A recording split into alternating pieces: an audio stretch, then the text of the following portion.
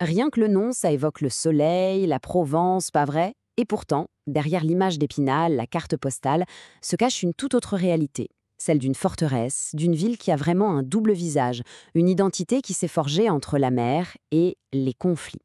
C'est cette histoire pleine de contrastes qu'on va explorer ensemble. Et voilà, ce double visage, il est parfaitement illustré ici. D'un côté, on a quoi? Le soleil, les plages, bref, tout ce qui invite à la détente. Et de l'autre, l'acier, la puissance brute de la première base navale de France. C'est vraiment ça le paradoxe qui définit Toulon.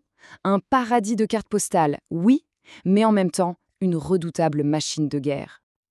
Alors, pour bien comprendre cette double identité, tout part de là, de sa géographie. C'est vraiment ce cadre naturel, exceptionnel, qui a tout sculpté. Imaginez un peu le tableau. La ville est littéralement blottie, coincée entre une montagne massive qui la domine, qui la surveille, et puis la mer qui s'ouvre juste devant. Ce décor, c'est pas juste joli, hein, c'est à la fois sa plus grande protection et son symbole le plus fort. Et cette montagne, c'est le fameux mont Faron. Son sommet, 584 mètres. Et ce n'est pas juste un chiffre, hein, ce n'est pas une simple colline dans le décor. Non, non, c'est une présence écrasante, une véritable sentinelle de calcaire qui veille sur la ville. D'où que l'on soit, ou presque, on la voit. Donc, on a le mont Faron qui protège côté terre. Mais côté mer, la ville a un autre atout majeur, sa rade. Et attention, la rade de Toulon, ce n'est pas n'importe quel port, c'est une merveille naturelle. Sa structure est unique avec ce qu'on appelle la grande et la petite rade, ce qui en fait l'un des abris les plus sûrs de toute la Méditerranée. C'est vraiment là, dans ce berceau, qu'est né le destin maritime et militaire de la ville. Et bien sûr, une telle protection naturelle, ça n'a pas échappé aux stratèges militaires. Elle abrite aujourd'hui une infrastructure colossale. C'est ni plus ni moins que le cœur battant de la puissance navale française en Méditerranée. On y est, le voilà, le cœur du réacteur, l'arsenal de Toulon. Et là, il faut bien comprendre que ce n'est pas juste un port militaire. C'est, c'est une véritable ville dans la ville, le centre névralgique de toute la marine nationale. Et pour mesurer l'impact de l'arsenal, il suffit de regarder ce chiffre. 23 000. C'est quoi 23 000? C'est le nombre de personnes dont le travail dépend directement de l'activité navale. On parle donc pas juste d'une base militaire, c'est le poumon économique de toute la région, tout simplement. Et cette puissance, on peut la voir, la toucher presque. Le porte-avions Charles de Gaulle, les porte-hélicoptères amphibies, les sous-marins nucléaires d'attaque, tous les fleurons, les joyaux de la flotte française y sont basés là. C'est ce qui fait de Toulon un atout stratégique absolument crucial. Mais voilà, cette puissance, elle s'est construite sur un passé, disons, mouvementé. Une histoire souvent dramatique, parfois tragique, qui a forgé le caractère de la ville, un caractère incroyablement résilient. Quand on regarde son histoire, c'est une succession de moments forts, de véritables tournants. On a bien sûr le siège de 1793, là où un certain Napoléon Bonaparte va se faire remarquer. Il y a aussi les pages plus sombres, comme le terrible bagne. Et puis cet événement incroyable de 1942, le sabordage de la flotte, un geste de défi tragique pour qu'elle ne tombe pas aux mains de l'ennemi. Et même plus récemment, en 95, un choc politique avec l'élection d'un maire Front National. Bref, une histoire faite de crises, mais aussi de moments fondateurs. Et pour comprendre la dureté de cette histoire, il suffit de lire Victor Hugo. Écoutez ça. Rébellion, meurtre, frapper un supérieur, la mort. Ce ne sont pas des mots en l'air, ce n'est pas de la fiction, c'est la description glaçante de la réalité du bagne de Toulon qui a hanté la ville pendant plus d'un siècle et qui a laissé une cicatrice vraiment profonde. Après la guerre, la situation ne s'améliore pas, au contraire.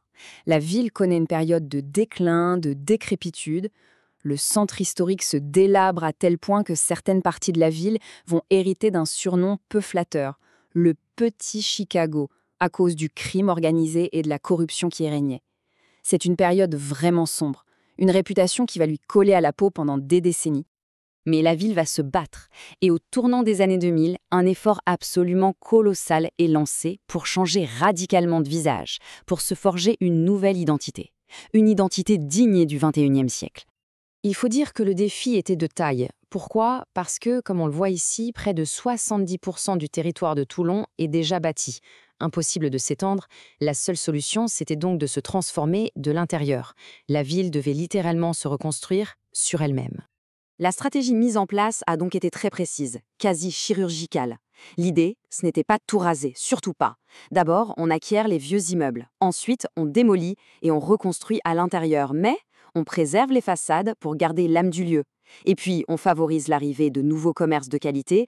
Et bien sûr, on fait tout pour attirer une nouvelle génération d'habitants. Et le pari a été gagné. Cette transformation a vraiment porté ses fruits. La ville a réussi ce tour de force, s'ouvrir à la culture, au tourisme, tout en retrouvant son âme, son identité provençale. Et un signe qui ne trompe pas, c'est l'explosion du tourisme.